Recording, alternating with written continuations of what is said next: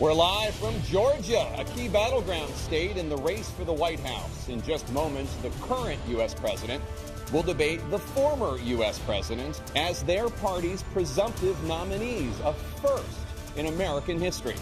We want to welcome our viewers in the United States and around the world to our studios in Atlanta. This is the CNN presidential debate. This debate is being produced by CNN and is coming to you live on CNN, CNN International, CNN.com, CNN Max, and CNN Espanol. This is a pivotal moment between President Joe Biden and former President Donald Trump in their rematch for the nation's highest office. Each will make his case to the American people with just over 4 months until Election Day. Good evening, I'm Dana Bash, anchor of CNN's Inside Politics and co-anchor of State of the Union. I'm Jake Tapper, anchor of CNN's The Lead and co-anchor of State of the Union. Dana and I will co-moderate this evening. Our job is to facilitate a debate between the two candidates tonight. Before we introduce them, we want to share the rules of the debate with the audience at home. Former President Trump will be on the left side of the screen. President Biden will be appearing on the right. A coin toss determined their positions. Each candidate will have 2 minutes to answer a question and 1 minute each for responses and rebuttals. An additional minute for follow-up, clarification, or response is at the moderator's discretion. When it's time for a candidate to speak, his microphone will be turned on and his opponent's microphone will be turned off. Should a candidate interrupt when his microphone is muted, he will be difficult to understand for viewers at home. At the end of the debate, each candidate will get 2 minutes for closing statements. There is no studio audience tonight. Pre-written notes, props, or contact with campaign staff are not permitted during the debate. By accepting our invitation to debate, both candidates and their campaigns agreed to accept these rules. Now, please welcome the 46th President of the United States, Joe Biden. Folks, how are you?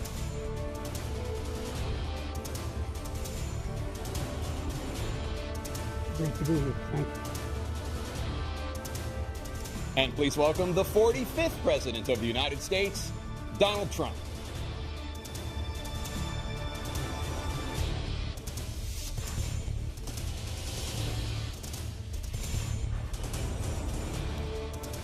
Gentlemen, thanks so much for being here. Let's begin the debate, and let's start with the issue that voters consistently say is their top concern, the economy. President Biden, inflation has slowed, but prices remain high. Since you took office, the price of essentials has increased. For example, a basket of groceries that cost $100 then now costs more than $120. And typical home prices have jumped more than 30%. What do you say to voters who feel they are worse off under your presidency than they were under President Trump? We got to take a look at what I was left when I became president and what Mr. Trump left me. We had an economy that was in free fall. The pandemic was so badly handled. Many people were dying. All he said was, it's not that serious. Just inject a little bleach into your arm. You'll be all right. The economy collapsed. There were no jobs. Unemployment rate rose to 15%. It was terrible. And so what we had to do is try to put things back together again.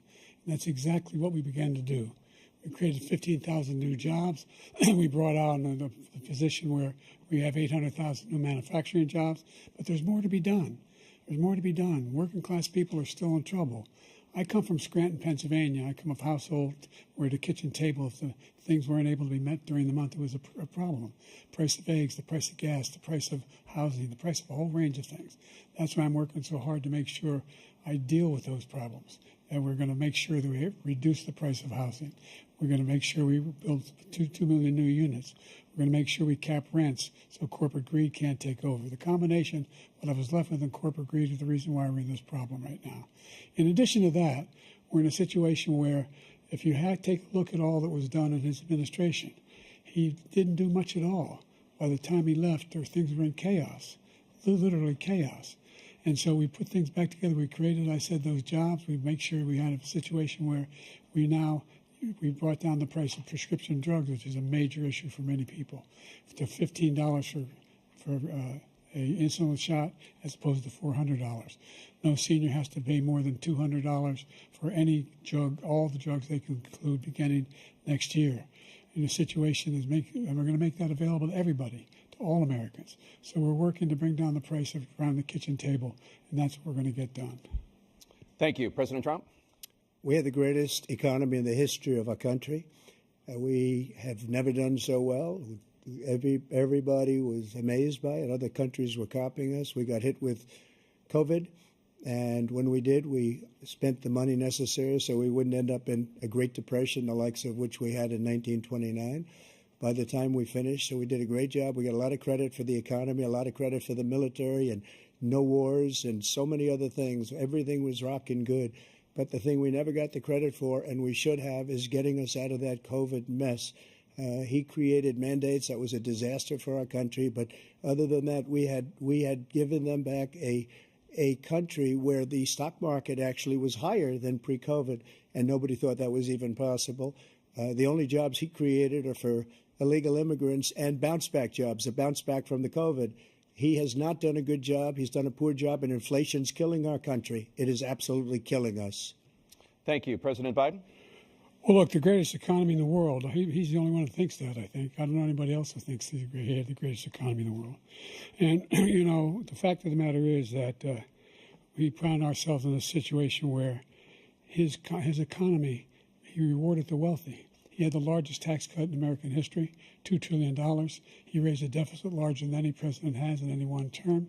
He's the only president other than Herbert Hoover who's lost more jobs than he had when he began, since Herbert Hoover. The idea that he did something that was significant. And the military, you know, when he was president, they were still killing people in Afghanistan. He didn't do anything about that. When he was president, we were still finding ourselves in a position where you had a notion that we were this safe country. The truth is, I'm the only president this century that doesn't have this decade, that doesn't have any troops dying anywhere in the world like he did. President Trump, I want to follow up if I can. Am I allowed to respond to him? Well, I'm going to ask you a follow-up. You can do whatever you want with the minute that we give you. I want to follow up. You want to impose a 10% tariff on all goods coming into the U.S. How will you ensure that that doesn't drive prices even higher? It's not going to drive them higher. It's just going to cost countries that have been ripping us off for years, like China and many others, in all fairness to China. It's going to just force them to pay us a lot of money, reduce our deficit tremendously, and give us a lot of power for other things. But he made a statement. The only thing he was right about is I gave you the largest tax cut in history. I also gave you the largest regulation cut in history. That's why we had all the jobs. And the jobs went down, and then they bounced back, and he's taking credit for bounce-back jobs. You can't do that. He also said he inherited 9% inflation. Now, he inherited almost no inflation, and it stayed that way for 14 months. And then it blew up under his leadership because they spent money like a bunch of people that didn't know what they were doing, and they don't know what they were doing. It was the worst, probably the worst administration in history. There's never been. And as far as Afghanistan is concerned, I was getting out of Afghanistan, but we were getting out with dignity, with strength, with power. He got out. It was the most embarrassing day in the history of our country's life. President Trump, over the last 8 years, under both of your administrations, the national debt soared to record highs. And according to a new nonpartisan analysis, President Trump, your administration approved $8.4 trillion in new debt, while so far, President Biden, you've approved $4.3 trillion in new debt. So, former President Trump, many of the tax cuts that you signed into law are set to expire next year. You want to extend them and go even further, you say.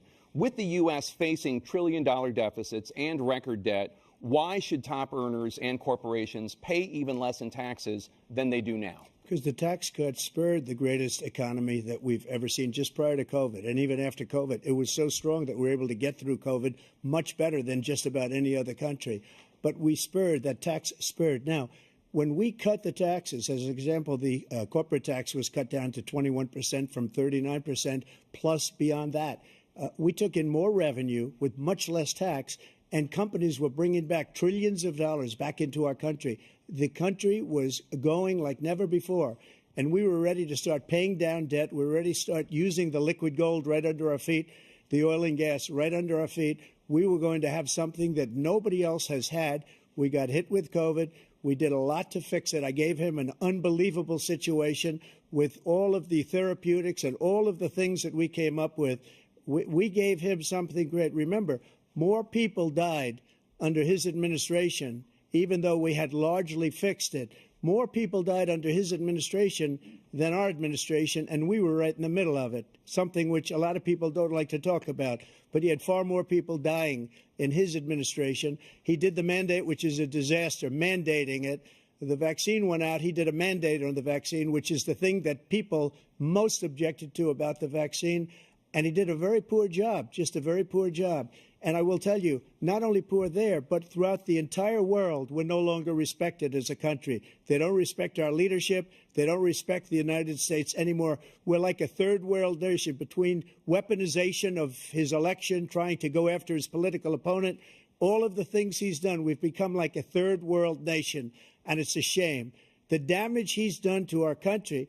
And I'd love to ask him, and will, why he allowed millions of people to come in here from prisons, jails, and mental institutions to come into our country and destroy our country. President Trump, we will get to immigration later in this block. President Biden, I want to give you an opportunity to respond to this question about the national debt. He had the largest national debt of any president in a 4-year period, number one.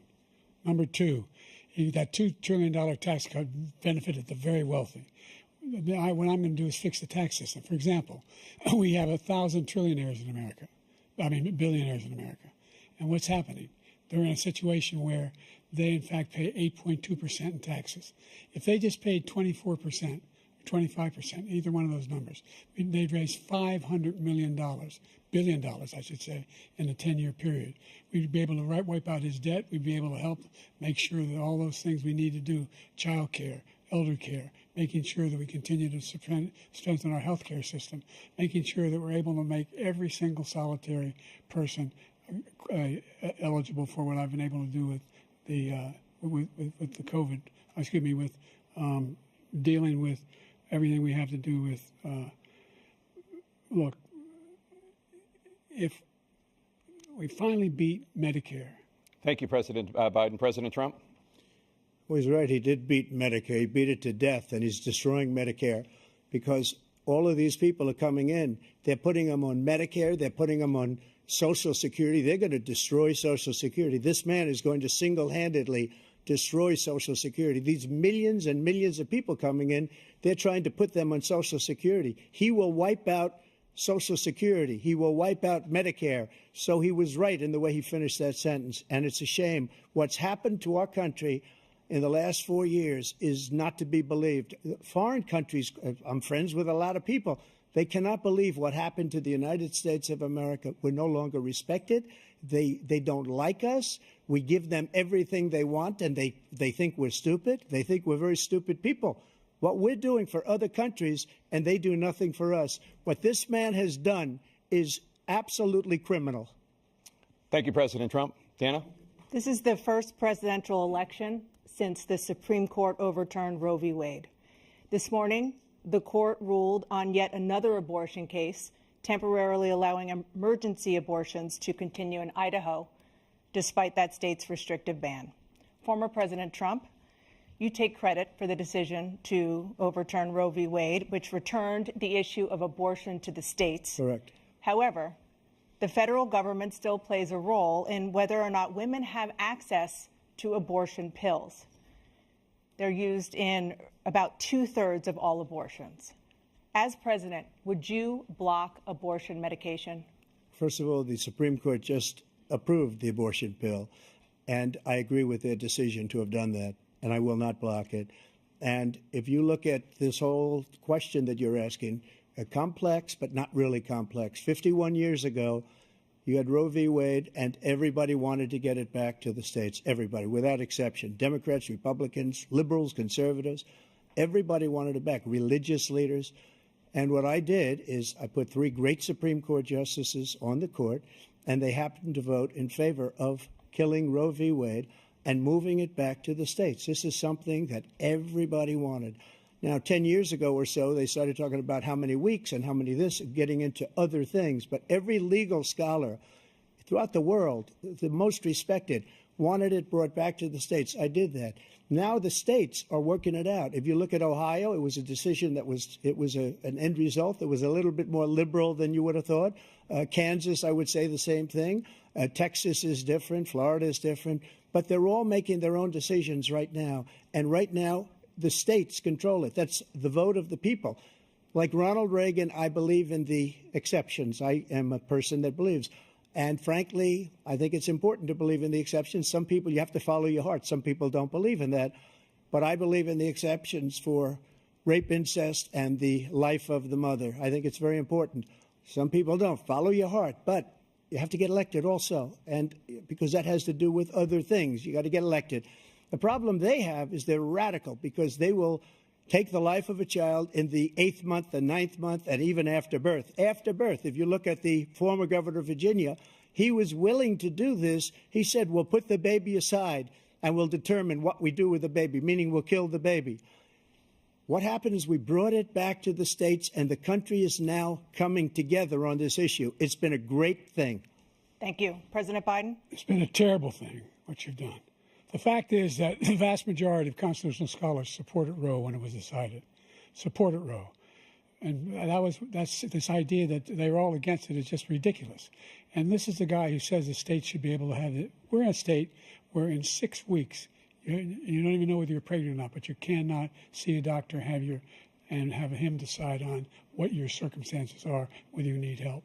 The idea that states are able to do this is a little like saying we're going to turn civil rights back to the states, let each state have a different rule. Look, there's so many young women who have been, including a young woman who just was murdered, and he went to the funeral. The idea that she was murdered by an immigrant coming in, they talk about that. But here's the deal: there's a lot of young women who are being raped by their in-laws, by their spouses, brothers and sisters, it's just ridiculous, and they can do nothing about it. And they try to arrest them when they cross state lines. Thank you. There have been many young women murdered by the same people he allows to come across our border. We have a border that's the most dangerous place anywhere in the world, considered the most dangerous place anywhere in the world. And he opened it up, and these killers are coming into our country, and they are raping and killing women.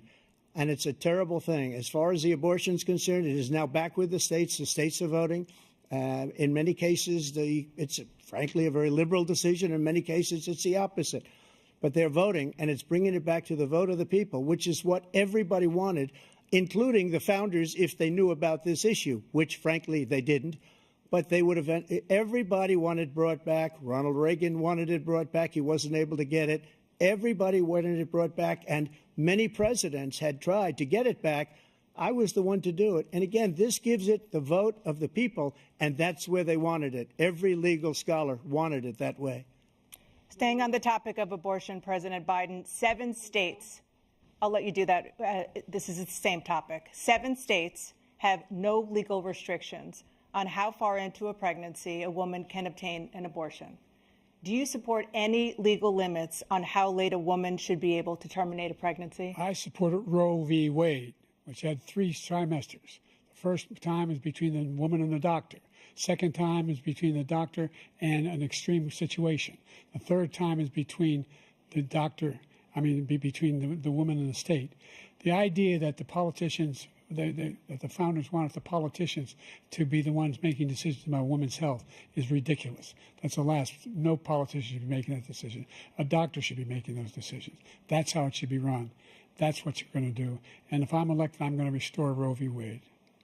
So that means he can take the life of the baby in the 9th month and even after birth, because some states, Democrat run, take it after birth. Again, the former governor of Virginia, put the baby down, then we decide what to do with it. So he's willing to, as we say, rip the baby out of the womb in the 9th month and kill the baby.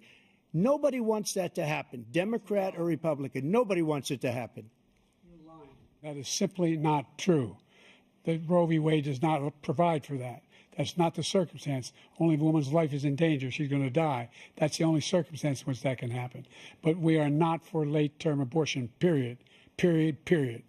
Under Roe v. Wade, you have late-term abortion. You can do whatever you want, depending on the state. You can do whatever you want. We don't think that's a good thing. We think it's a radical thing. We think the Democrats are the radicals, not the Republicans. For 51 years, that was the law. 51 years, constitutional scholarship said it was the right way to go. 51 years, and it was taken away because this guy put very conservative members on the Supreme Court. He takes credit for taking it away.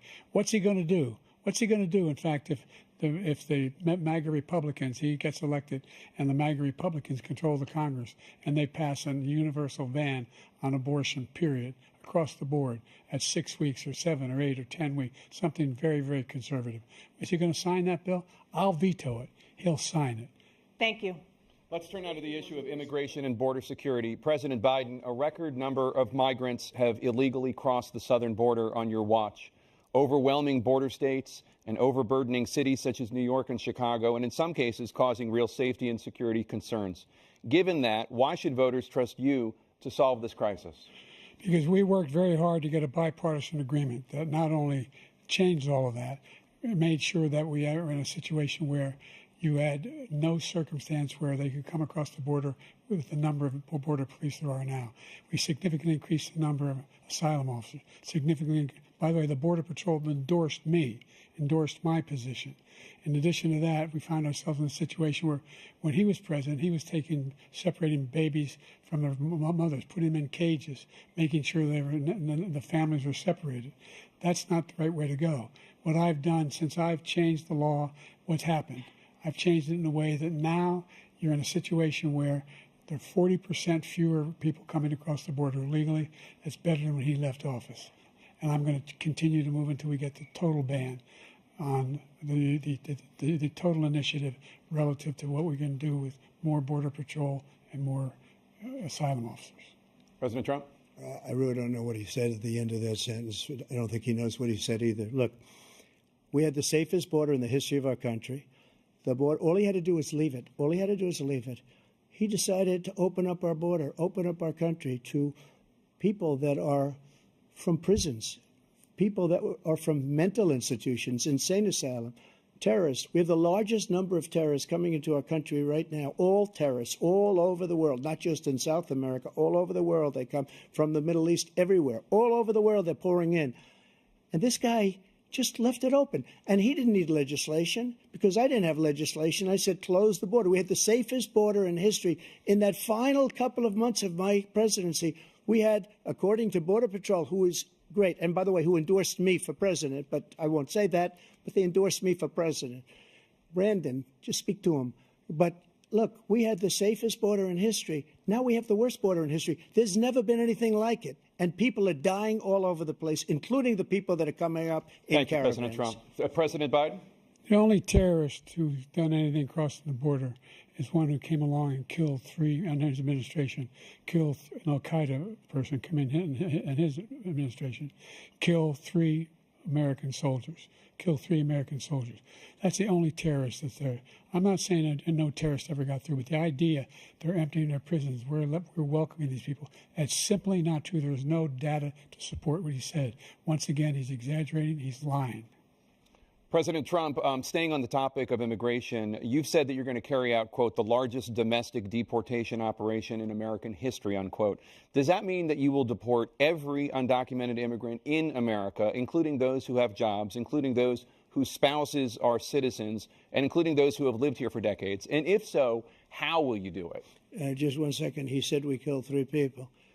The people we killed are al-Baghdadi and Soleimani, the 2 greatest terrorists, biggest terrorists anywhere in the world, and it had a huge impact on everything, not just border, on everything. He's the one that killed people with the bad water, including hundreds of thousands of people dying, and also killing our citizens when they come in. We are living right now in a rat's nest. They're killing our people in New York, in California, in every state in the union, because we don't have borders anymore. Every state is now a border. And because of his ridiculous, insane, and very stupid policies, people are coming in and they're killing our citizens at a level that we've never seen. We call it migrant crime. I call it Biden migrant crime. They're killing our citizens at a level that we've never seen before. And you're reading it like these 3 incredible young girls over the last few days. One of them, I just spoke to the mother, and they just had the funeral for this girl, 12 years old. This is horrible what's taken place. What's taken place in our country, we're literally an uncivilized country now. He doesn't want it to be. He just doesn't know. He opened the borders. Nobody's ever seen anything like. And we have to get a lot of these people out, and we have to get them out fast because they're going to destroy our country. Just take a look at where they're living. They're living in luxury hotels in New York City and other places. Our veterans are on the street. They're dying because he doesn't care about our veterans. He doesn't care. He doesn't like the military at all, and he doesn't care about our veterans. Nobody been worse. I had the highest approval rating for veterans taking care of the VA. He has the worst. He's gotten rid of all the things that I approved. Choice that I got through Congress, all of the different things I approved, they abandoned. We had by far the highest, and now it's down in less than half because he's done all these great things that we did. And I think he did it just because I approved it, which is crazy. But he has killed so many people at our border by allowing all of these people to come in. And it's a very sad day in America. President Biden, you have the mic. Every single thing he said is a lie. Every single one. For example, veterans are a hell of a lot better off since I passed the PACT Act. 1 million of them now have insurance, and their families have it. Their families have it because what happened, whether it was Agent Orange or burn pits, they're all being covered now. And his group opposed that.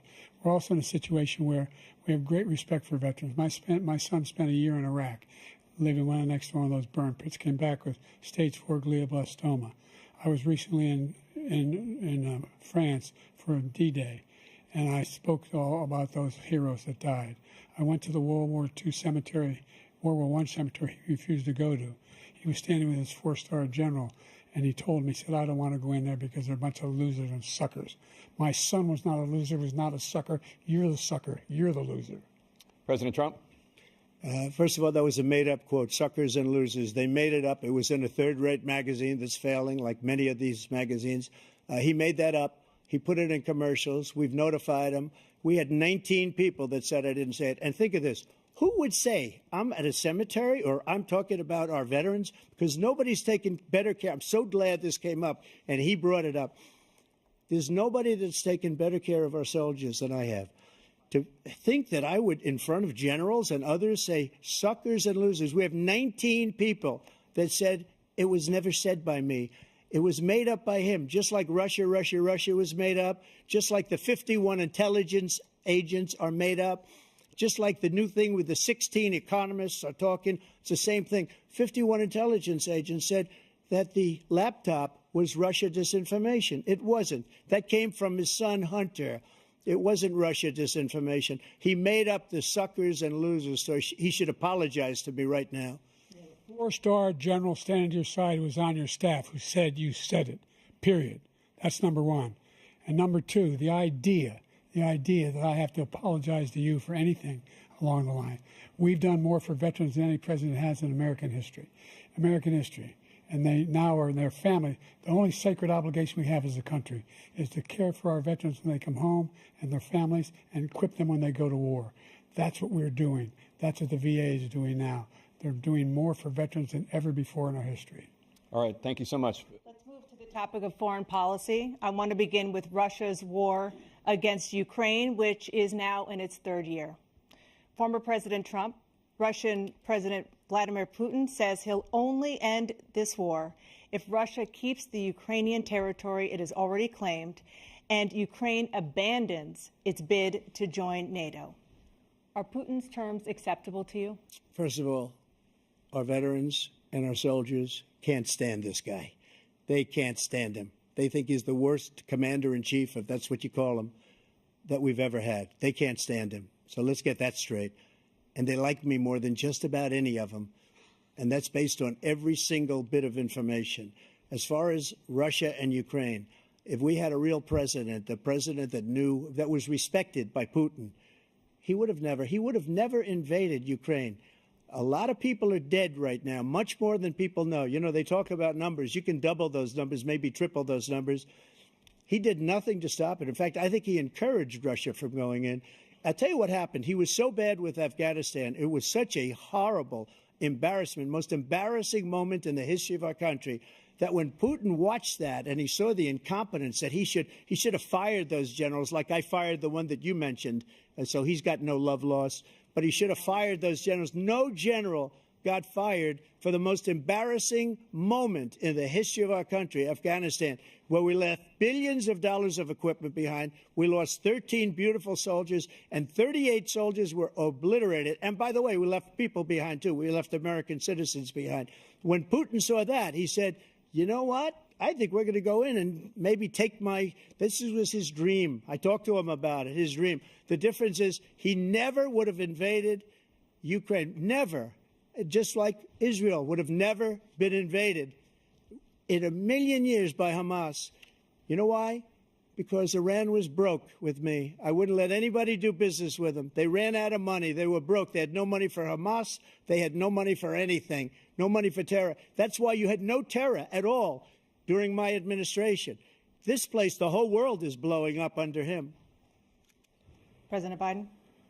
I've never heard so much malarkey in my whole life. Look, the fact of the matter is that we're in a situation where, let's take the last point first.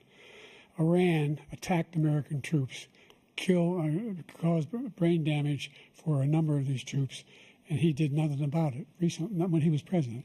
They attacked. He said they're just having headaches. That's all it is. He didn't do a thing when the attack took place, number one. Number two, we got over 100,000 Americans and others out of Afghanistan during that airlift.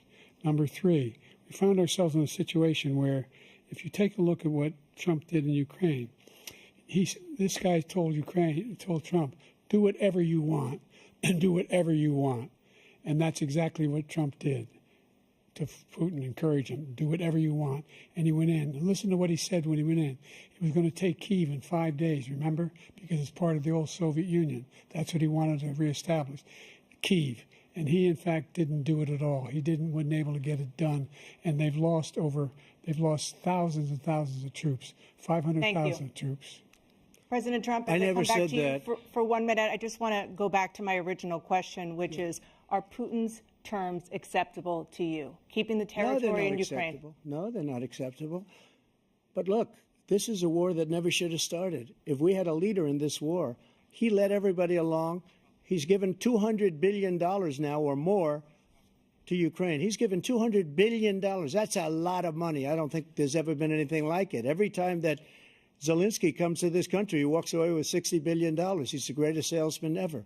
And I'm not knocking him. I'm not knocking anything. I'm only saying the money that we're spending on this war, and we shouldn't be spending, it should have never happened. I will have that war settled between Putin and Zelensky as president-elect before I take office on January 20th. I'll have that war settled. People being killed so needlessly, so stupidly, and I will get it settled, and I'll get it settled fast before I take office. President Biden, you have a minute. The fact is that Putin is a war criminal. He's killed thousands and thousands of people. And he has made one thing clear. He wants to reestablish what was part of the Soviet Empire, not just a piece. He wants all of Ukraine. That's what he wants. And then you think he'll stop there? Do you think he'll stop when if he takes Ukraine? What do you think happens to Poland? What do you think of Belarus? What do you think happens to those NATO countries? And so if you want a war, you ought to find out what he's going to do, because if in fact he does what he says and walks away, and by the way, all that money we give Ukraine are from weapons we make here in the United States. We give them the weapons, not the money at this point. And our NATO allies have produced as much funding for Ukraine as we have. That's why we're strong. Thank you. Moving on to the Middle East. In October, Hamas attacked Israel, killing more than 1,000 people and taking hundreds of hostages. Among those held and thought to still be alive are 5 Americans. Israel's response has killed thousands of Palestinians and created a humanitarian crisis in Gaza. President Biden, you've put forward a proposal to resolve this conflict, but so far Hamas has not released the remaining hostages, and Israel is continuing its military offensive in Gaza.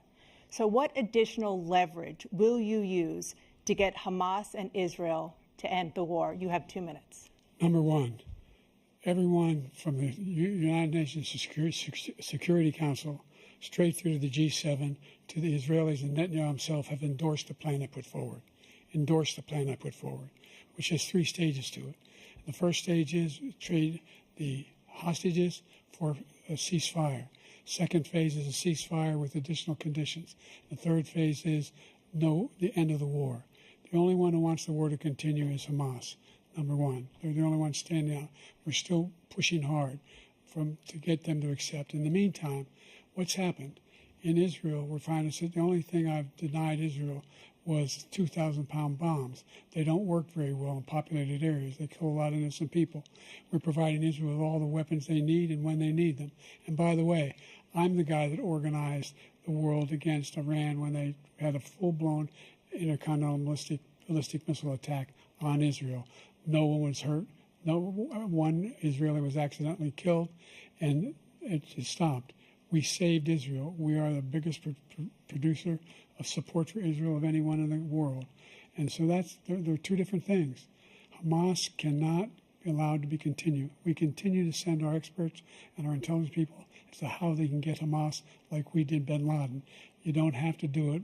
And by the way, they've been greatly weakened, Hamas, greatly weakened, and they should be. They should be eliminated. But you've got to be careful for using certain weapons among population centers. Just going back to Ukraine for 1 second. We have an ocean separating us. The European nations together have spent $100 billion, or maybe more than that, less than us.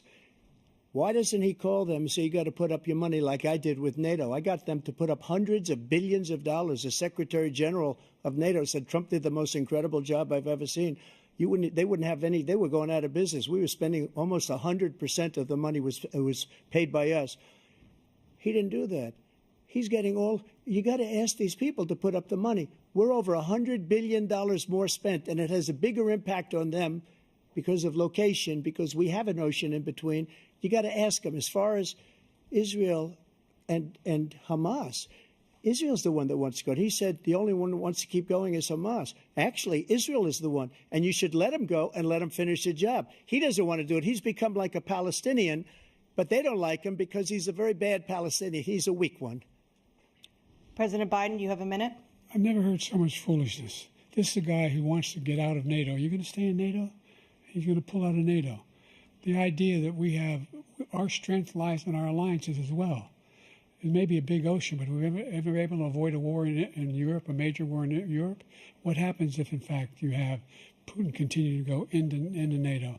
We have an Article 5 agreement. Attack on one is attack on all. You want to start the nuclear war he keeps talking about, go ahead.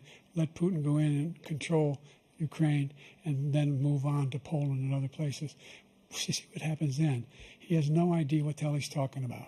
And by the way, I got 50 other nations around the world to support Ukraine, including Japan and South Korea, because they understand that this kind of dislocation has a serious threat to the whole world peace.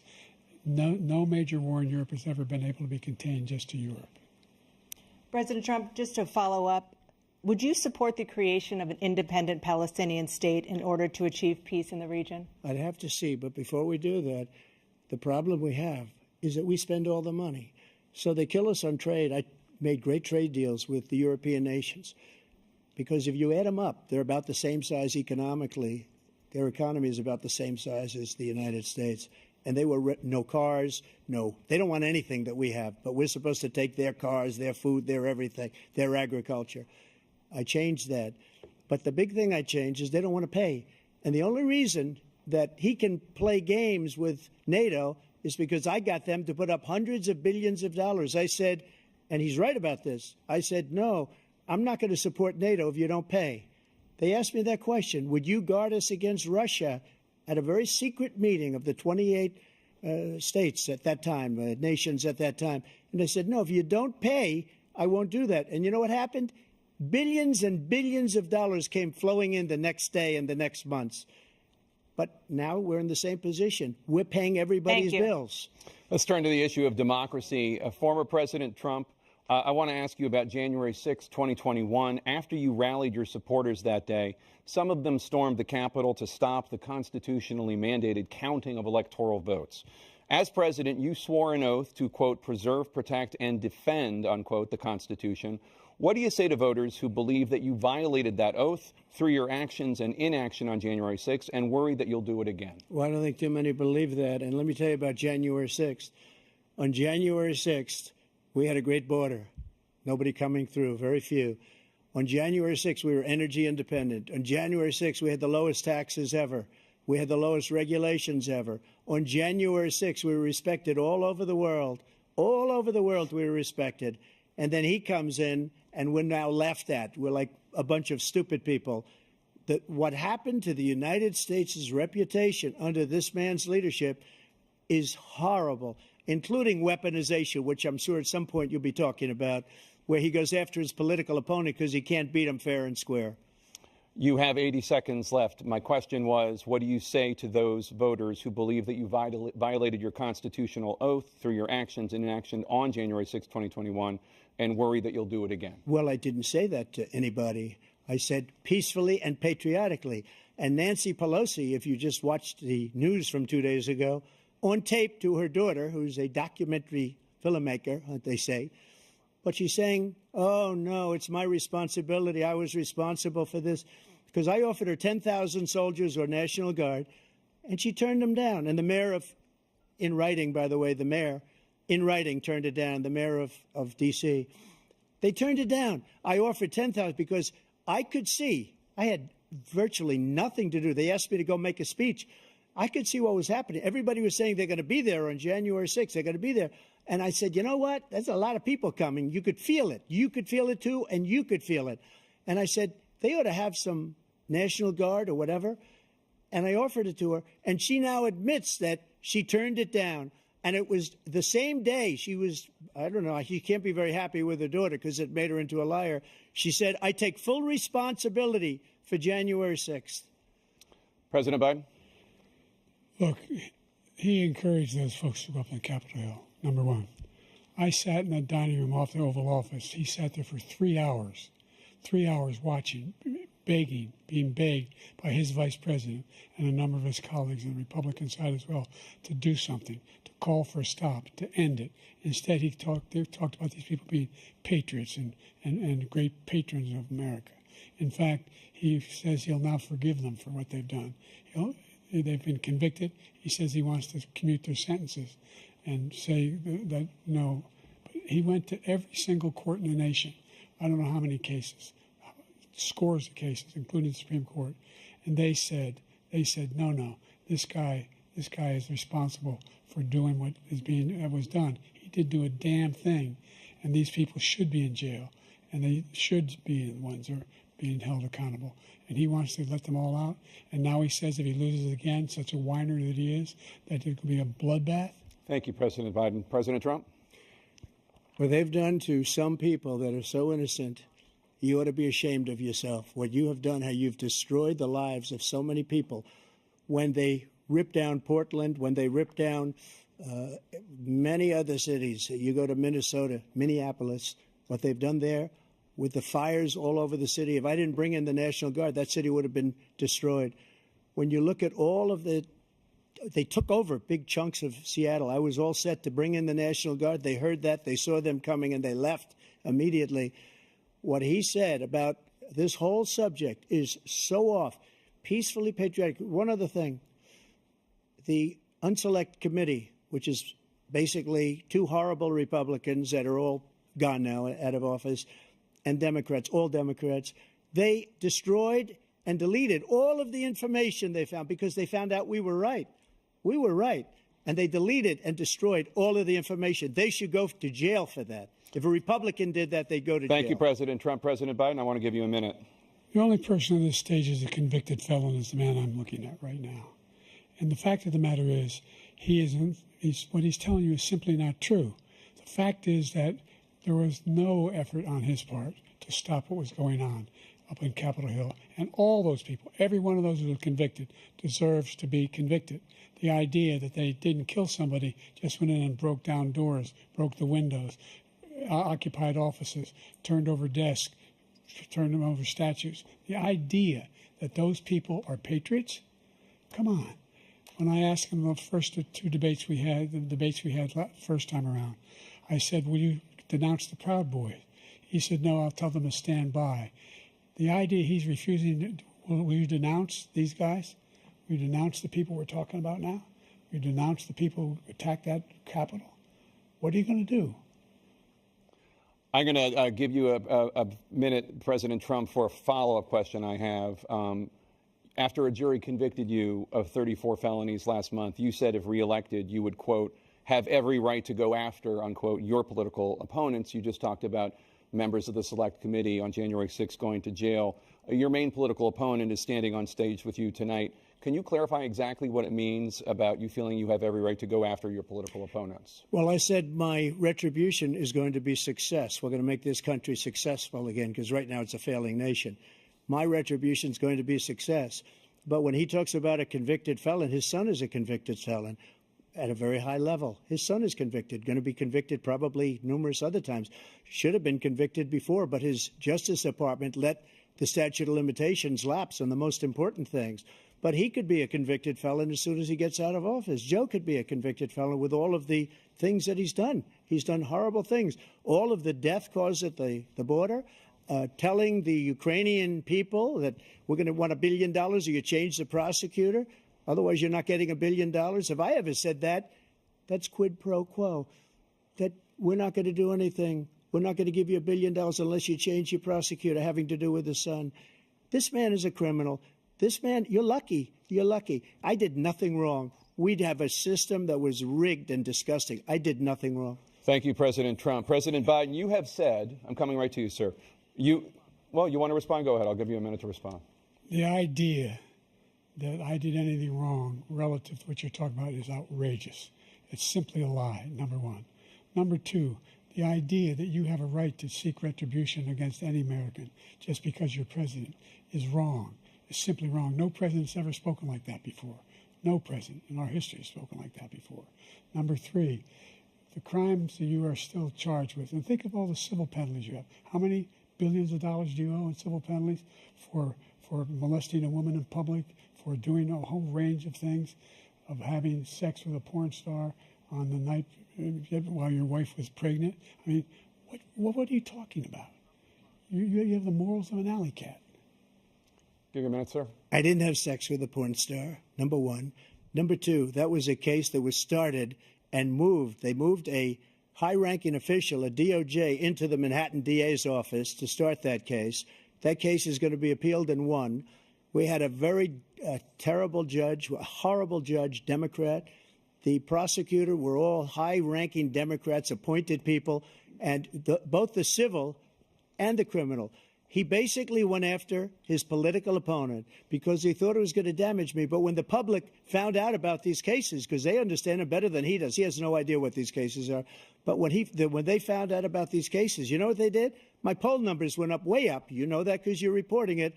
And we took in more money in the last 2 weeks than we've ever taken in the history of any campaign. I don't think any campaign has ever taken. Hundreds of millions of dollars came pouring in because the public knows it's a scam, and it's a guy that's after his political opponent because he can't win fair and square. Thank you, President Trump. President Biden, you have said, quote, Donald Trump and his MAGA Republicans are determined to destroy American democracy. Do you believe that the tens of millions of Americans who are likely to vote for President Trump will be voting against American democracy? The more they know about what he's done, yes. The more they know about what he's done. And there's a lot more coming. He's got a lot of cases down the road coming around. He's got a whole range of issues he has to face.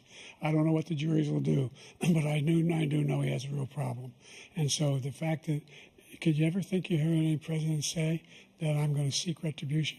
Do you ever hear any president say that I thought Hitler had some good ideas? What got me involved to run in the first place after my son had died, I decided in Iraq, because of Iraq, I said I wasn't going to run again until I saw what happened in Charlottesville, Virginia. People coming out of the woods carrying swastikas on torches, and singing the same anti-Semitic bile they sang when back in Germany. And the young woman got killed. I spoke to the mother, and they asked him. They said, "What do you think of those people? The ones who got killed, the one who tried to stop it, and the ones," he said, "I think they're fine people on both sides." What American president would ever say, Nazis coming out of fields carrying torches, singing the same anti-Semitic bile, carrying swastikas, were fine people? And this is the guy who says Hitler's done some good things. I'd like to know what they are. The good things Hitler's done, that's what he said. This guy has no sense of American democracy. President Trump. Jake, both of you know that story has been totally wiped out because when you see the sentence, it said, 100% exoneration on this. So he just keeps it going. He says he ran because of Charlottesville. He didn't run because of Charlottesville. He ran because it was his last chance. He's not equipped to be president. You know it, and I know it. It's ridiculous. We have a debate.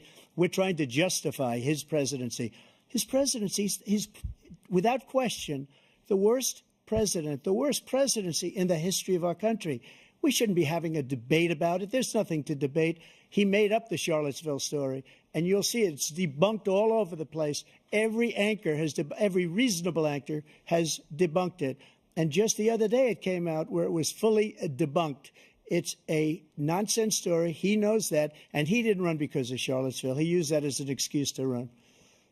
President Biden? And debunked. It happened. All you have to do is listen to what was said at the time.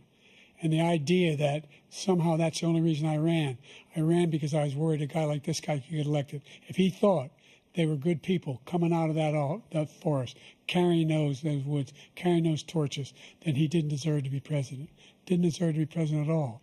And the idea that he's talking about all this being fabricated, we saw with our own eyes. We saw what happened on January 6th. We saw the people breaking through the windows. We saw people occupying his own vice president.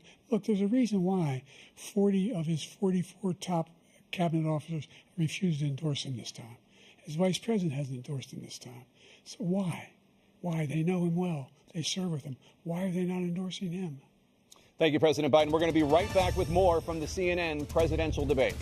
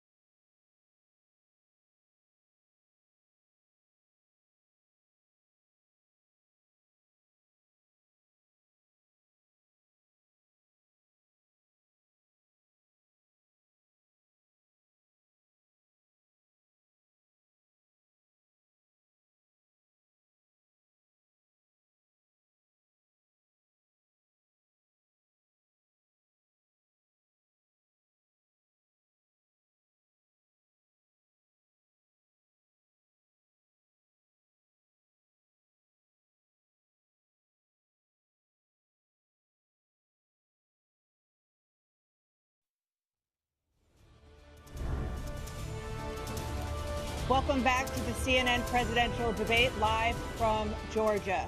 Let's talk about persistent challenges you both faced in your first terms and you'd certainly face again in a second term.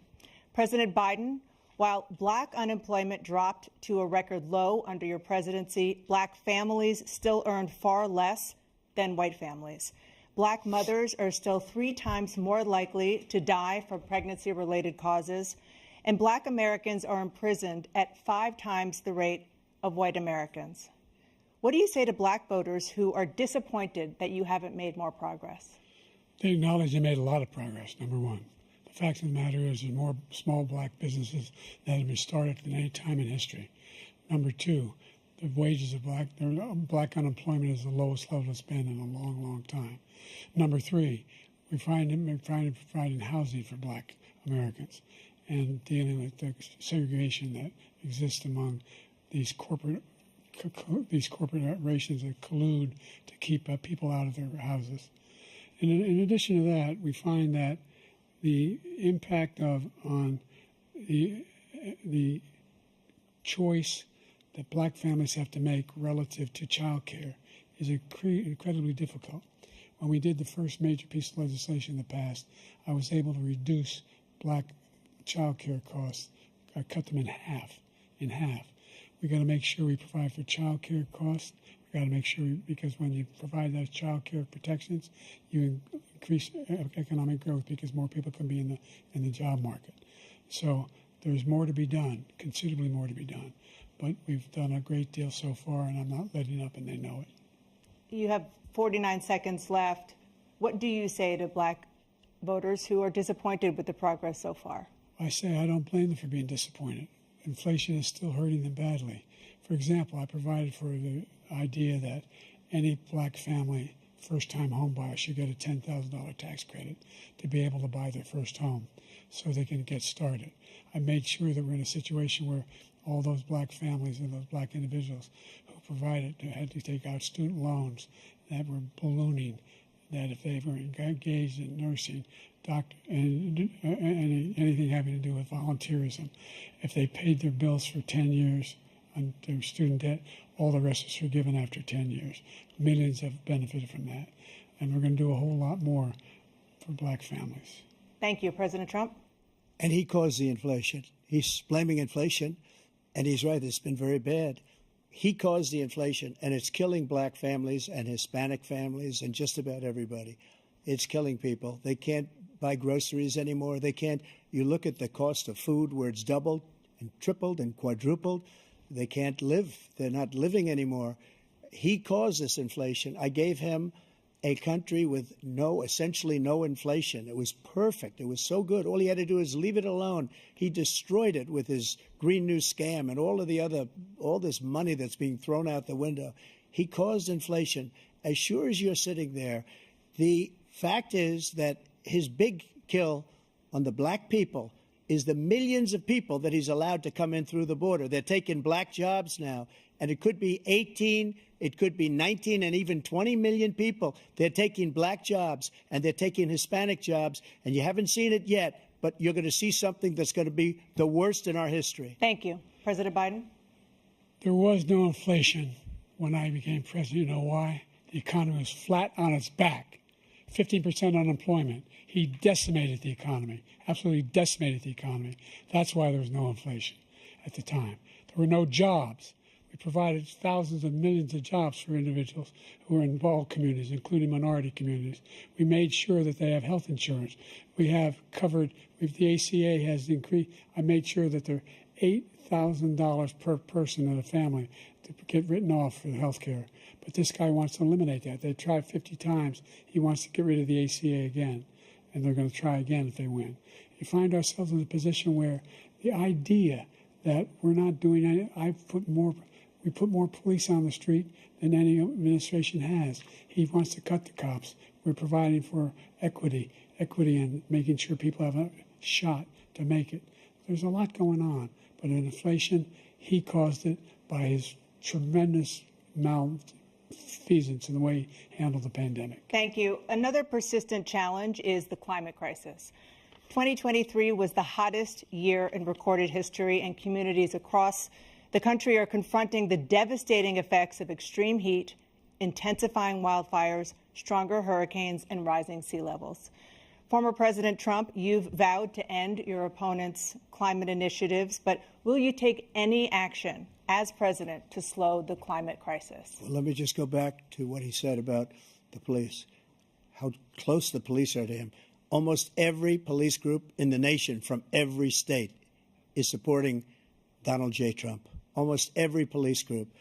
And what he's done to the black population is horrible, including the fact that for 10 years he called them super predators. We can't, in the 1990s, we can't forget that. Super predators was his name, and he called it to them for 10, and they've taken great offense at it, and now they see it happening. But when they see what I did for criminal justice reform and for the historically black colleges and universities, where I funded them and got them all funded, and the opportunity zones with Tim, as you know, Tim Scott was incredible. He did a great job. Great senator from South Carolina. He came to me with the idea, and it was a great idea. It's one of the most successful economic development acts ever in the country, opportunity zones. And the biggest beneficiary are blacks. And that's why we have the best numbers with them in maybe ever. They're saying ever. I read this morning where ever, the best numbers. He's lost much of the black population because he's done a horrible job for black people. He's also done a horrible job for Hispanics. But wait till you see these millions of people pouring into our country, and they're going to take the jobs, and it's already started, and you haven't seen anything yet. It's a disaster. You've 38 seconds left. President Trump, will you take any action as president to slow the climate crisis? So I want absolutely immaculate clean water, and I want absolutely clean air, and we had it. We had H2O. We had the best numbers ever, and we were using all forms of energy, all forms, everything. And yet, during my 4 years, I had the best environmental numbers ever. And my top environmental people gave me that statistic just before I walked on the stage, actually. I don't know where the hell he's been. The idea that anything he said is true. I've passed the most extensive climate change legislation in history. We find ourselves, and by the way, black colleges. I came up with $15 billion for HBCUs, historic black universities and colleges, because they don't have the kind of contributors that they have to build these laboratories and the like. Any black student is capable in college of doing any white student can do. They just don't have the money, but now they'll be able to get those jobs in high tech. We're in a situation where the idea that he is claiming to have done something that had the cleanest water. He hadn't done a damn thing for the environment. He pulled out of the Paris Climate Accord. I immediately joined it because if we reach 1.5 degrees Celsius at any one point, there's no way back. The only existential threat to humanity is climate change, and he didn't do a damn thing about it. He wants to undo all that I've done. The Paris Accord was going to cost us $1 trillion. And China nothing, and Russia nothing, and India nothing. It was a ripoff of the United States. And I ended it because I didn't want to waste that money because they treat us horribly. We were the only ones who was costing us money. Nobody else was paying into it. And it was a disaster. But everything that he said just now, I'll give you an example. I heard him say before insulin. I'm the one that got the insulin down for the seniors. I took care of the seniors.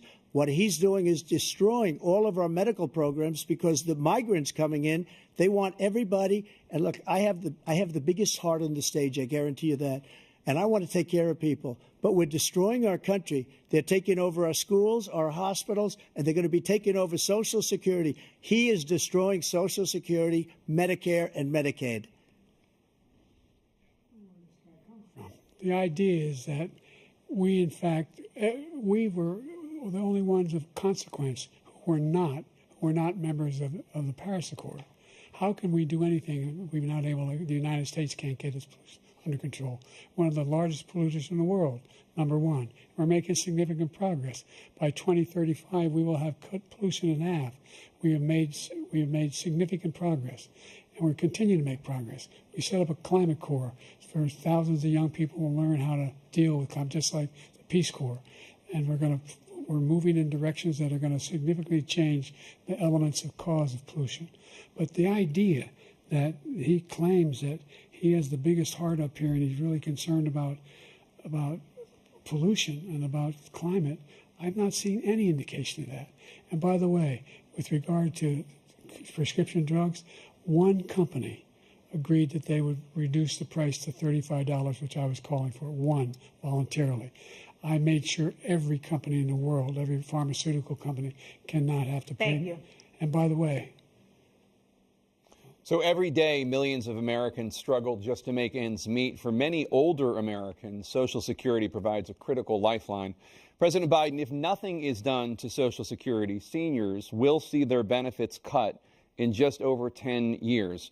Will you name tonight one specific step that you're willing to take to keep Social Security solvent? yes, make the very wealthy begin to pay their fair share. Right now, everybody making under $170,000 pays 6% of their income, of their paycheck, every single time they get a paycheck from the time the first one they get when they're 18 years old. The idea that they're going to, I've been proposing that everybody, the millionaires pay 1%. So no one I would not raise the cost of Social Security for anybody under $400,000. After that, I began to make the wealthy begin to pay their fair share by increasing from 1% beyond to be able to guarantee the program for life. So you still have 82 seconds left. Are there any other measures that you think that would be able to help keep Social Security solvent, or is that one enough? Well, no, that one enough will keep it solvent, but the biggest thing I'll do if we defeat this man, because he wants to get rid of Social Security. He thinks there's plenty to cut in Social Security. He's wanting to cut Social Security and Medicare, both times. And and if you look at the program put forward by the House Republican caucus that I believe supports, is in fact want to cut it as well. The idea that we don't need to protect our seniors is ridiculous. And by the way, the American public has greater health care coverage today than ever before. And on the ACA, as I said, you're in a circumstance where 400,000 people, 40 million people would not have insurance because they have a pre-existing condition. Only thing that allows them to have that insurance is the fact that they, in fact, are part of the ACA. And by the way, the other thing is, we're in a situation where we talk about education for black communities. I've raised the amount of money for Pell Grants by another $8,000. So anybody making under $70,000 a year is going to be able to get $15,000 toward their tuition. He just doesn't know what he's talking about. Thank you, President Biden. President Trump. So I've dealt with politicians all my life. I've been on this side of the equation for the last 8 years. I've never seen anybody lie like this guy. He lies. I've never seen it. He can look you in the face. About so many other things, too. And we mentioned the laptop. We mentioned Russia, Ukraine. Everything he does is a lie. It's misinformation and disinformation. The losers and suckers story that he made up is a total lie on the military. It's a disgrace. But Social Security, he's destroying it because millions of people are pouring into our country, and they're putting them onto Social Security. They're putting them onto Medicare, Medicaid. They're putting them in our hospitals. They're taking the place of our citizens. What they're doing to the VA, to our veterans, is unbelievable. Our veterans are living in the street, and these people are living in luxury hotels. He doesn't know what he's doing, and it's really coming back. I've never seen such anger in our country before. President Biden. The idea that veterans are not being taken care of, I told you before. And by the way, when I said suckers and losers, he acknowledged after that he fired that general. That general got fired because he's the one that acknowledged that that's what he said. He was the one standing with Trump when he said it, number one. Number two, the idea that we're going to be in a situation where all these millions and millions, the way he talks about it, illegal aliens are coming into the country and taking away our jobs. There's a reason why we have the fastest growing economy in the world, the reason why we have the most successful economy in the world. We're doing better than any other nation in the world. And by the way, those 15 Nobel laureates he talked about being phony, those 15 Nobel laureates, economists, they all said that if Trump is reelected, we're likely to have a recession and inflation is going to increasingly go up. And by the way, worst president in history, 159 presidential scholars voted him the worst president in the history of the United States of America. President Biden, thank you so much. Let's turn to the cost of child care, which many American families struggle to afford. President Trump, both you and President Biden have tried to address this issue. But the average cost of child care in this country has risen to more than $11,000 a year per child. For many families, the cost of child care for 2 children is more than their rent. In your second term, what would you do to make child care more affordable? Just to go back, the general got fired because he was no good. And if he said that, that's why he made it up. But we have 19 people that said I didn't say it, and they're very highly respected, much more so than him. The other thing is, he doesn't fire people. He never fired people. I've never seen him fire anybody. I did fire a lot. I fired Comey because he was no good. I fired a lot of the top people at the FBI, drained the swamp. They were no good. Not easy to fire people. You'd pay a price for it, but they were no good. I inherited these people. I didn't put them there. I didn't put Comey there. He was no good. I fired him. This guy hasn't fired anybody. He never fires. He should have fired every military man that was involved with that the Afghanistan horror show, the most embarrassing moment in the history of our country. He didn't fire. Did you fire anybody? Did you fire anybody that's on the border that's allowed us to have the worst border in the history of the world? Did anybody get fired for allowing 18 million people, many from prisons, many from mental institutions? Did you fire anybody that allowed our country to be destroyed? Joe, our country is being destroyed as you and I sit up here and waste a lot of time on this debate. This shouldn't be a debate. He is the worst president. He just said about me because I said it. But look, he's the worst president in the history of our country. He's destroyed our country. Now all of a sudden he's trying to get a little tough on the border. He came out with a nothing deal, and it reduced it a little bit, like this much. It's insignificant. He wants open borders. He wants our country to either be destroyed or he wants to pick up those people as voters. And I don't think we just can't let it happen. If he wins this election, our country doesn't have a chance, not even a chance, of coming out of this rut. We probably won't have a country left anymore. That's how bad it is. He is the worst in history by far. Thank you, President Trump. President Biden? We are the most admired country in the world. We're the United States of America. There's nothing beyond our capacity. We have the finest military in the history of the world, the finest in the history of the world. No one thinks we're weak. No one wants to screw around with us. Nobody, number one. Number two, the idea that we're talking about worst presidents. I wasn't joking. Look it up or go online. 159 or 58, don't hold me the exact number, presidential historians, they've had meetings and they voted who's the worst president in American history. One through best to worst. They said he was the worst in all of American history. That's a fact.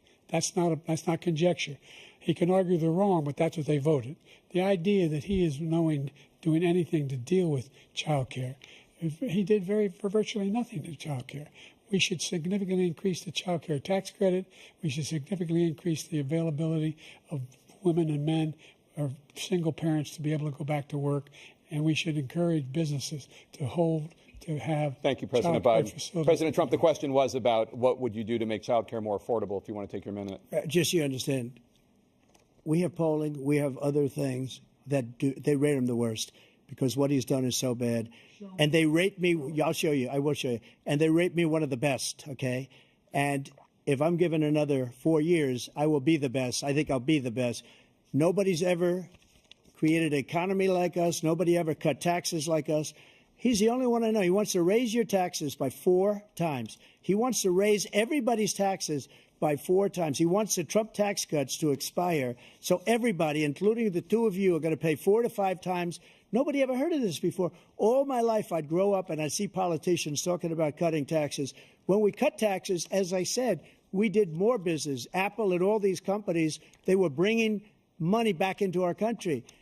The worst president in history by far, and everybody knows it. President Biden? Look, the fact of the matter is that he's dead wrong about, he's increased the tariff, he will increase the taxes on middle-class people. I said I'd never raise the tax on anybody making less than $400,000. I didn't. But this tariff is 10% tariffs. Everything coming in the country, you know what the economists say? That's going to cost the average American $2,500 a year more because they're going to have to pay the difference in food and all the things that we're importing.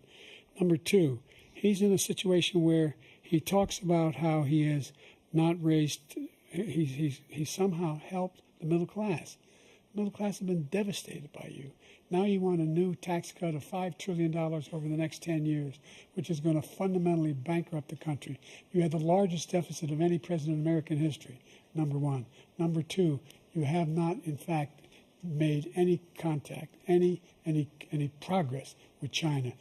We are the lowest trade deficit with China since 2010. Thank you, President Biden. Thank you, President Biden. Let's discuss an epidemic impacting millions of Americans that both of you have made a top priority in your first term, the opioid crisis. And for both of you, the number of overdose deaths in this country has gone up. Under your term, it went up. Under your term, it has gone up.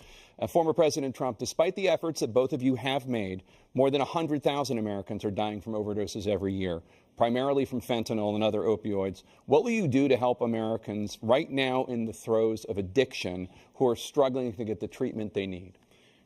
To finish up, we now have the largest deficit in the history of our country under this guy. We have the largest deficit with China.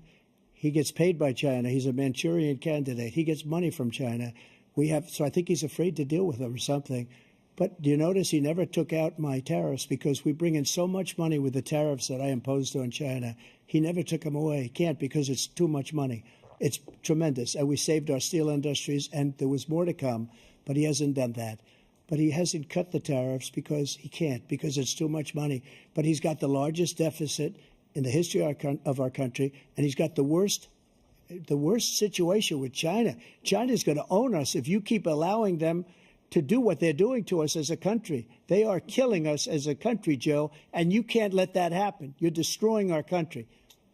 So, President Trump, you have 67 seconds left. The question was, what are you going to do to help Americans in the throes of addiction right now who are struggling to get the treatment they need? Jake, we were doing very well at addiction until the COVID came along. We had the 2.5, almost 3 years of like nobody's ever had before, any country, in every way. And then we had to get tough. And it was the drugs pouring across the border it started to increase. We got great equipment. We bought the certain dog that's the most incredible thing that you've ever seen, the way they can spot it. We did a lot, and we were getting very low numbers, very, very low numbers. Then he came along. The numbers, have you seen the numbers now? It's not only the 18 million people that I believe is even low because the gotaways, they don't even talk about gotaways. But the numbers of the amount of drugs and human trafficking in women coming across our border, the worst thing I've ever seen, at numbers that nobody's ever seen under him because the border's so bad. But the number of drugs coming across our border now is the largest we've ever had by far. President Trump, thank you. President Biden? Fentanyl and the byproducts of fentanyl went down for a while. And I wanted to make sure we use the machinery that can detect fentanyl, these big machines that roll over everything that comes across the border. And it costs a lot of money. That was part of this deal we put together, this bipartisan deal. More fentanyl machines, more be able to detect drugs, more numbers of agents, more numbers of all the people at the border. And when we had that deal done, he called his Republican colleagues, said, don't do it. It's going to hurt me politically. No, he never argued it's not a good bill. It's a really good bill. We need those machines. We need those machines. And we're coming down very hard in every country in Asia in terms of precursors for fentanyl. And Mexico is working with us to make sure they don't have the technology to be able to put it together. That's what we have to do. We need those machines. Thank you, President Biden. President Trump, and again, the question is about Americans in the throes of addiction right now struggling to get the treatment they need. Well, this does pertain to it. He ended Remain in Mexico. He ended catch and release. I made it catch and release in Mexico, not catch and release here. We had so many things that we had done, hard negotiations with Mexico, and I got it all for nothing. It's just like when you have a hostage. We always pay $6 billion for a hostage. Every time we say it's a hostage. Now we have a hostage, a Wall Street Journal reporter, I think a good guy, and he's over there because Putin is laughing at this guy, probably asking for billions of dollars for the reporter. I will have him out very quickly as soon as I take office. Before I take office, I said by literally as soon as I win the election, I will have that reporter out. He should have had him out a long time ago. But Putin's probably asking for billions and billions of dollars because this guy pays it every time. We had two cases where we paid $6 billion for 5 people. I got 58 people out, and I paid essentially nothing. Thank you, President Trump. Dana? Let's turn to concerns that voters have about each of you. President Biden, you would be 86 at the end of your second term. How do you address concerns about your capability to handle the toughest job in the world well into your 80s? Well, first of all, I spent half my career being criticized being the youngest person in politics. I was the second youngest person ever elected to the United States Senate, and now I'm the oldest. This guy's 3 years younger and a lot less competent. I think that just look at the record. Look at what I've done. Look how I've turned around the horrible situation he left me.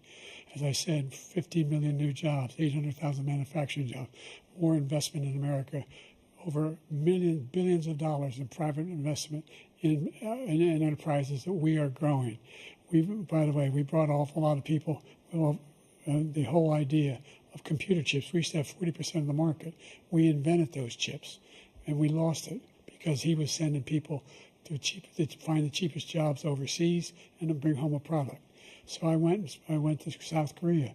I convinced Samsung to invest billions of dollars here in the United States. And guess what? Those fabs, they call them, to build these chips, those fabs pay over $100,000. You don't need a college degree for them. And there's billions, about $40 billion already being invested and being built right now in the United States, creating significant jobs for Americans from all over the world. President Biden, you have 40 seconds left. Would you like to add anything? Yeah, I would. The idea that somehow we are this failing country. I never heard a president talk like this before. We're the envy of the world. Name me a single major country president who wouldn't trade places with the United States of America for all our problems and all our opportunities. We're the most progressive country in the world in getting things done. We're the strongest country in the world. We're a country in the world who keeps our word, and everybody trusts us, all of our allies, and those who he coddles up to, from Kim Jong-un, he sends love letters to, and Putin, etc. They don't want to screw around with us. Thank you. Former President Trump, to follow up, you would be 82 at the end of your second term. What do you say to voters who have concerns about your capabilities to serve? Well, I took 2 tests, cognitive tests. I aced them, both of them, as you know. We made it public. He took none. I'd like to see him take one, just one, a real easy one. Like go through the first 5 questions. He couldn't do it. But I took 2 cognitive tests. I took physical exams every year. And, you know, we knock on wood wherever we may have wood, that I'm in very good health. I just won 2 club championships, not even senior, 2 regular club championships. To do that, you have to be quite smart, and you have to be able to hit the ball a long way. And I do it. He doesn't do it. He can't hit a ball 50 yards. He challenged me to a golf match. He can't hit a ball 50 yards. I think I'm in very good shape. I feel that I'm as in good a shape as I was 25, 30 years ago. Actually, I'm probably a little bit lighter, but I'm in as good a shape as I was years ago. I feel very good. I feel the same. But I was willing to take a cognitive test. And you know what? If I didn't do well, I aced them. Dr. Ronnie Jackson, who's a great guy when he was White House doctor. And then I took another one, a similar one. And one of them said they've never seen anybody ace them. Thank you. President Biden? You can see he is 6'5" and only 223 pounds, or 235 pounds. Well, you said 6'4", 200. Well, anyway, that's what anyway, just take a look at what he says he is, and take a look at what he is. Look, I'd be happy to have a driving contest with him. I got my handicap, which when I was vice president, down to a 6. But by the way, I told you before, I'm happy to play golf if you carry your own bag. Think you can do it? That's the biggest lie. He's a 6 handicap of all. I was an 8 handicap. Yeah. 8. But I have, you know how many? I've seen you swing. I know you swing. Okay, let's not act like children. President Trump, we're going to turn Let's not act like children. to a specific concern that voters have about you. Will you pledge tonight that once all legal challenges have been exhausted, that you will accept the results of this election, regardless of who wins, and you will say right now that political violence in any form is unacceptable? Well, I shouldn't have to say that, but of course I believe that. It's totally unacceptable. And if you would see my statements that I made on Twitter at the time, And also my statement that I made in the Rose Garden, you would say is one of the strongest statements you've ever seen. In addition to the speech I made in front of, I believe, the largest crowd I've ever spoken to. And I will tell you, nobody ever talks about that. They talk about a relatively small number of people that went to the Capitol and in many cases were ushered in by the police. And as Nancy Pelosi said, it was her responsibility, not mine. She said that loud and clear. But the answer is, if the election is fair, free, and I want that more than anybody. And I'll tell you something. I wish he was a great president because I wouldn't be here right now. I'd be at one of my many places enjoying myself. I wouldn't be under indictment because I wouldn't have been his political opponent because he indicted me because I was his opponent. I wish he was a great president. I would rather have that. I wouldn't be here. I don't mind being here. But the only reason I'm here is he's so bad as a president that I'm going to make America great again. We're going to make America great again. We're a failing nation right now. We're a seriously failing nation. And we're a failing nation because of him. His policies are so bad. His military policies are insane. They're insane. These are wars that will never end with him. He will drive us into World War III, and we're closer to World War III than anybody can imagine. We are very, very close to World War III, and he's driving us there.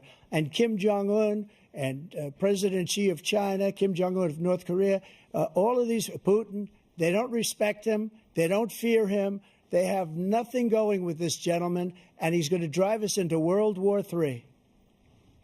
You want a World War III, let him follow and win, and let Putin say, do what you want, NATO.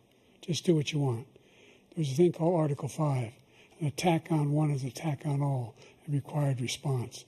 The idea, I can't think of a single major leader in the world who wouldn't trade places with the job I've done and what they've done. Because we are a powerful nation. We have wonderful people. It's because of the people, not me. It's because of the American people. They're capable of anything, and they step up when they're needed. And right now, we're needed. We're needed to protect the world because our own safety is at stake. And again, you want to have a war, just let Putin go ahead and take Kyiv, make sure they move on, see what happens in Poland, Hungary, and other places along that border. Then you have a war. President Trump, as I come back to you for a follow-up, the question was, will you accept the results of this election, regardless of who wins? Just to finish what he said, if I might, Russia, they took a lot of land from Bush. They took a lot of land from Obama and Biden. They took no land, nothing from Trump, nothing. He knew not to do it. He's not going to play games with me. He knew that. I got along with him very well, but he knew not to play games. He took nothing from me. But now he's going to take the whole thing from this man right here. That's a war that should have never started. It would have never started ever with me. And he's going to take Ukraine. And, you know, you asked me a question before, would you do this? He's got us in such a bad position right now with Ukraine and Russia because Ukraine's not winning that war. He said, I will never settle until such time. They're running out of people. They're running out of soldiers. They've lost so many people. It's so sad. They've lost so many people, and they've lost those gorgeous cities with the golden domes that are 1,000 years old, all because of him and stupid decisions. Russia would have never attacked if I were president. President Trump, the question was, will you accept the results of the election, regardless of who wins? Yes or no, please. If it's a fair and legal and good election, absolutely. I would have much rather accepted these, but the fraud and everything else was ridiculous. And if you want, we'll have a news conference on it in a week, or we'll have another one of these in a week. But I will absolutely, there's nothing I'd rather do. It would be much easier for me to do that than I'm running again. I wasn't really going to run until I saw the horrible job he did. He's destroying our country. I would be very happy to be someplace else, in a nice location someplace. And again, no indictments, no political opponent stuff, because it's the only way he thinks he can win. But unfortunately, it's driven up my numbers and driven them up to a very high level because the people understand it. Well, let's see what your numbers are when this election is over. Let's see. You're a whiner. When you lost the first time, you continued, you appealed and appealed to courts all across the country. Not one single court in America said any of your claims had any merit, state or local, none. But you continue to provoke this lie about somehow there's all this misrepresentation, all this stealing. There is no evidence of that at all. And I tell you what, I doubt whether you'll accept it because you're such a whiner. The idea if you lose again, you accepting anything, you can't stand the loss. Something snapped in you when you lost the last time. We'll be right back with more from the CNN presidential debate, live from Georgia.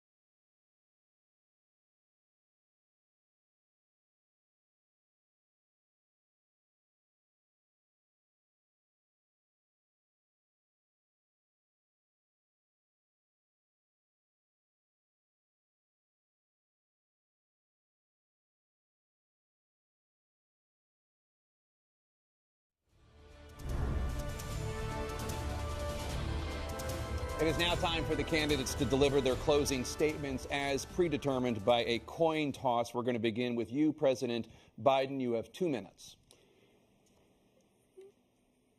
We've made significant progress from the debacle that was left by President Trump in his last term. We find ourselves in a situation where, number one, we have to make sure that we have a fair tax system. I ask anyone out there in the audience, or anyone out watching this debate, do you think the tax system is fair? The fact is that I said nobody even making under $400,000 had a single penny increase in their taxes, and will not. And if I'm reelected, that'll be the case again.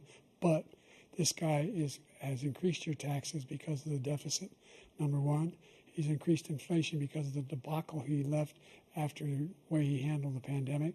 And he finds himself in a position where he now wants to tax you more by putting a 10% tariff on everything that comes into the United States of America. What I did, when, for example, he wants to get rid of the ability of Medicare